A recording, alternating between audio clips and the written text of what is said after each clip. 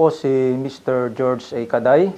Ako po ang Organic Agriculture Acting Focal Person dito po sa ating Region 2. At tayo po ay namamahala sa implementasyon ng organikong pagsasaka sa ating rehiyon.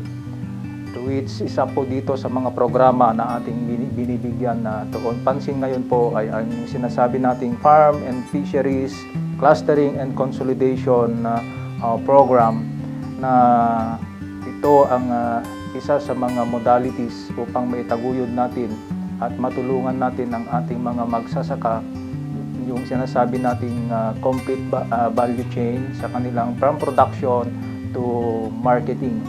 At sa Organic Agriculture Program, ang modality na ating sinusundan para ito po ay mapasama tayo doon sa F2C2 program ng Department of Agriculture ay ang sinasabi nating Participatory Guarantee System Formation.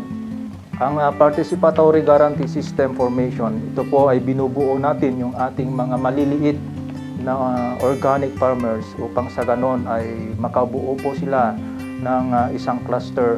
At sa cluster na yan ay mai-rehistro po natin sila at mabigyan po ng pagkakataon upang sa ganon ay magkakaisa po sila sa isang gawain from production to marketing. Ang PGS po ay ang mga serbisyong inaalok po dito ay yung ating production of agricultural inputs, farm services, agricultural technical services, consolidation of harvest and marketing, processing and value adding, and of course yung training and capacity building ng mga organic small farmers po natin.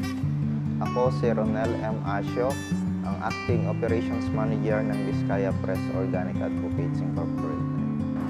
Ang Department of Agriculture ay nakapagbigay ng maraming interventions sa Vizcaya Press, tulad ng mga equipment, tiller cultivator, meron tayong greenhouses,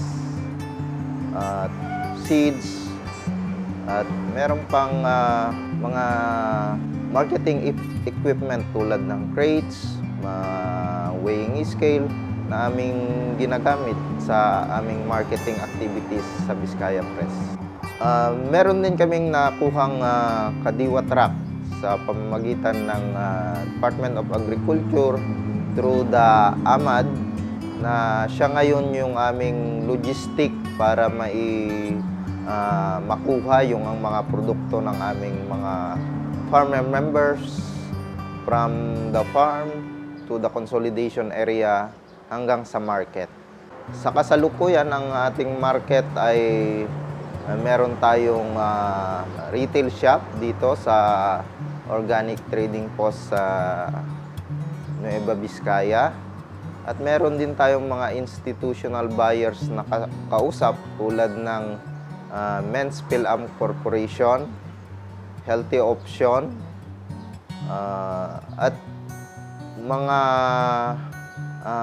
katulad din natin ng mga social enterprise na partners natin sa Manila, tulad ng Good Community, saka yung ating mga institutional restaurant na regularly na dinideliveran natin through padala, or kung volume yung requirement ay ginagamit natin yung ating kadiwa truck para ihatid yung kanilang mga orders sa Metro Manila. Ang Vizcaya Press ay aktibo ring sumasali sa mga kadiwa outlet, trade fair, at sa lahat ng mga trade fair na ini-invite sa amin ng DA through AMAD, ay tayo po ay palaging nandyan. Nagjo-join sa mga trade fair, sa mga malls, at sa iba't ibang mga lugar kung saan ay merong imbitasyon na magdala ng mga produkto ng ating mga farmers.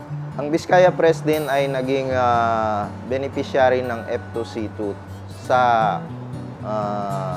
organic production. So, dito, tayo ay nagkaroon ng clustering ng ating mga farmers upang sa ganun ay mas mapaganda natin yung ating pag-produce ng ating mga vegetables. Meron tayong sinasabing economy of the scales para meron tayong say sa market na makapagdikta tayo ng presyo. Yun yung isang malaking tulong ng pagkakaroon ng F2C2. Dito nga sa F2C2 project na ito ay siyang naging daan para tayo yung maging